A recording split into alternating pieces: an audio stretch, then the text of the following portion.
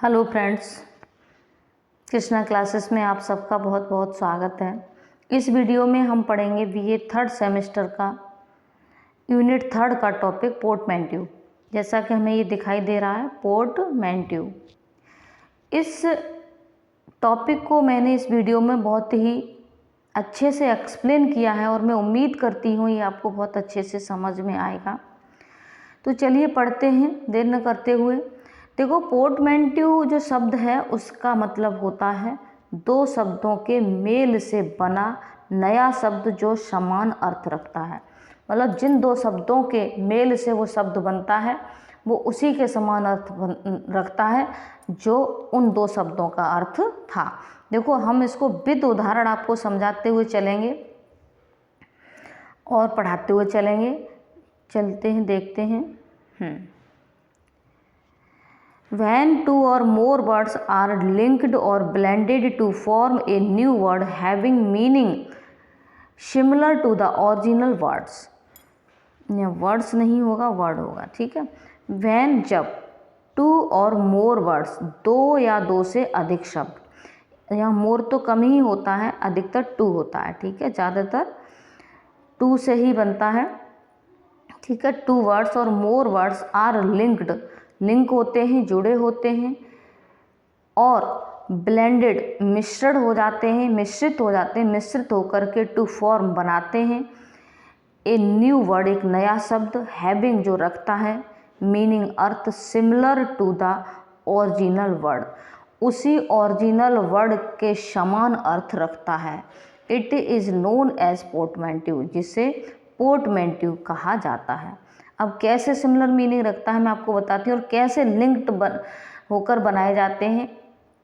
जिस तरह से आजकल चलो हम आपको बताते हैं तब और एग्जाम्पल देते हैं, ठीक है। देखो यहाँ से, देखो एग्जाम्पल्स, देखो सिचुएशनल है पहला वर्ड और दूसरा है कॉमेडी, ठीक है। इस सिचुएशनल और कॉमेडी प्रथम वर्ड का हाफ वर्ड और दूसरे का हाफ मिल करके एक नया शब्द बनता है जिसका सेम अर्थ दोनों निकालें तो वही अर्थ निकलता है। देखो, सिचुएशनल और कॉमेडी, तो कॉमेडी तो आप जानते ही हैं, तो कॉमेडी में क्या सिचुएशनल स्थितियां रहती हैं, ठीक है, वो अर्थ है इसका दोनों का। लेकिन दोनों से सिट और कॉम से मिल करके बन गया, सिट और कॉम से मिल करके बन गया सिट कॉम।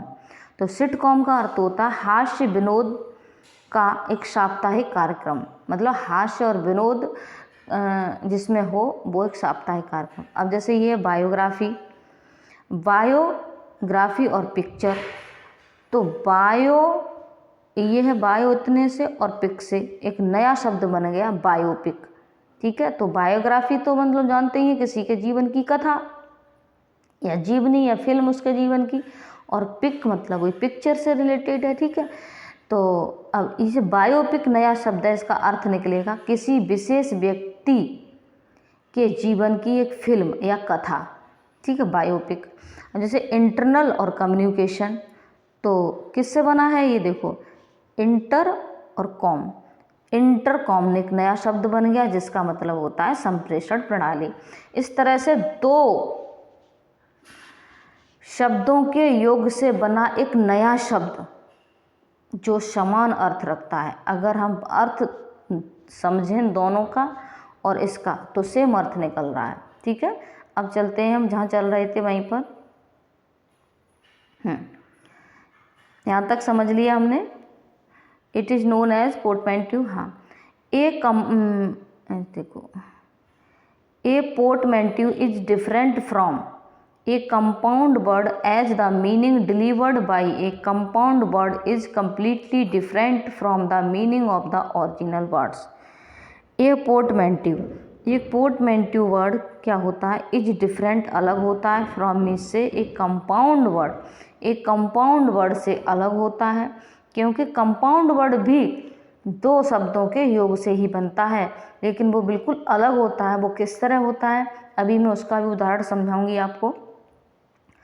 एज के रूप में मीनिंग डिलीवर्ड, मीनिंग जो होता है उसका डिलीवर्ड किया जाता है, दिया जाता है by a compound words. Compound words से, मिश्रण से वो मीनिंग डिलीवर्ड किया जाता है। इज कम्प्लीटली डिफरेंट, जो बिल्कुल अलग होता है, from the meaning of original words, जो उसका ओरिजिनल वर्ड होता है उस मीनिंग से उसका मीनिंग बिल्कुल अलग होता है। अब देखिए इसमें क्या होता है, मीनिंग सेम होता है, उसमें थोड़ा अलग होता है। ठीक है, देखो हम चलते हैं, अभी दिखाते हैं कंपाउंड सेंटेंस क्या होता है, कंपाउंड वर्ड क्या होता है और पोर्टमेंटिव वर्ड क्या होता है। देखो हम चर्चा करें स्टार फिश की। ठीक है, स्टार फिश अगर हम देखें तो ये कंपाउंड, तो स्टार फिश क्या है, कंपाउंड सेंटेंस नहीं कहेंगे या वर्ड कहेंगे। ठीक है, जल्दी में लिख के आए, कंपाउंड वर्ड है। ठीक है, क्या है, कंपाउंड वर्ड है स्टार फिश। तो it is made from, it is made ये बना है स्टार और फिश से, दो शब्द हैं स्टार और फिश, दिख रहा है। तो ये क्या हो गया, स्टार फिश क्या हो गया, ये कंपाउंड वर्ड हो गया। और देखो स्टार मीन्स क्या होता है, तारा, और फिश मीन्स मछली। ठीक है, तो स्टार फिश, तारा मछली, अगर इनका अलग जो अर्थ निकालें तो ये अलग से क्या है, एक तारा है और ये क्या है, एक मछली है। ठीक है, और देखो अगर इसी स्टार फिश का अगर हम पोर्टमेंटिव बनाए तो क्या बनेगा, portmanteau of starfish will be. ठीक है, portmanteau of starfish word का पोर्टमेंटिव विल बी होगा, क्या होगा, स्टिस या स्टार्स।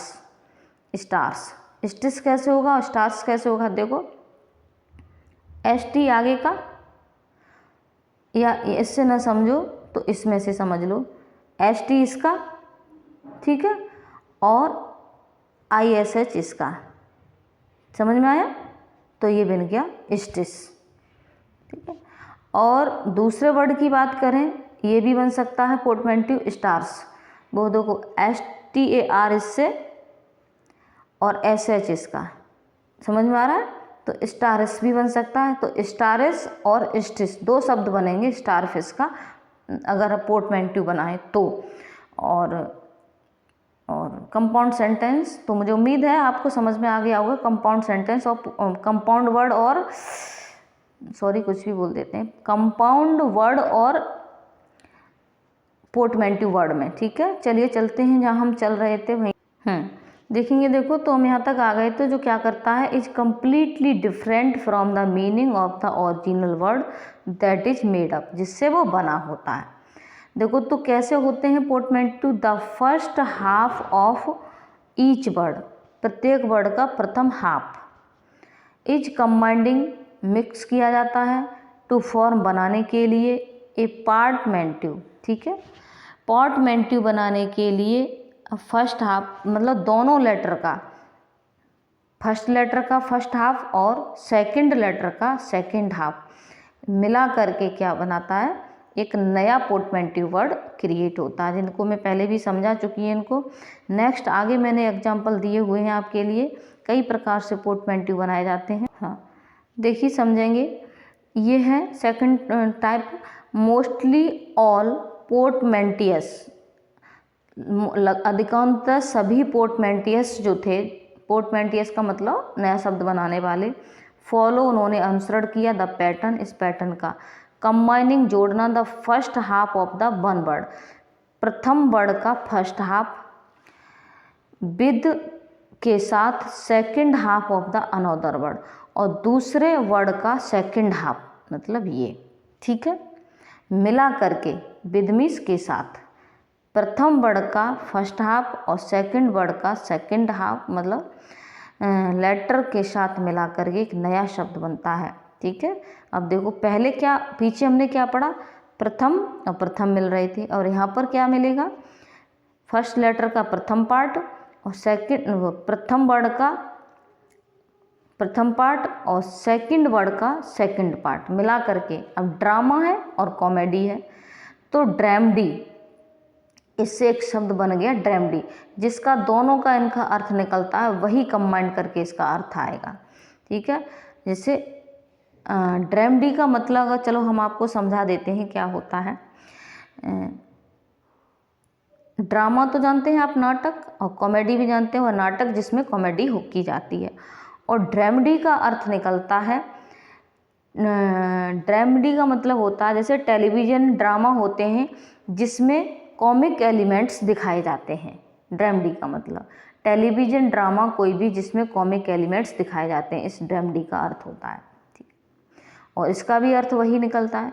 अब देखो स्नाइड और रिमार्क, ठीक है, तो फर्स्ट लेटर का क्या हो गया, वो फर्स्ट वर्ड का क्या हो गया, SN, और दूसरे का ARK, ये हो गया, तो स्नार्क शब्द बन गया।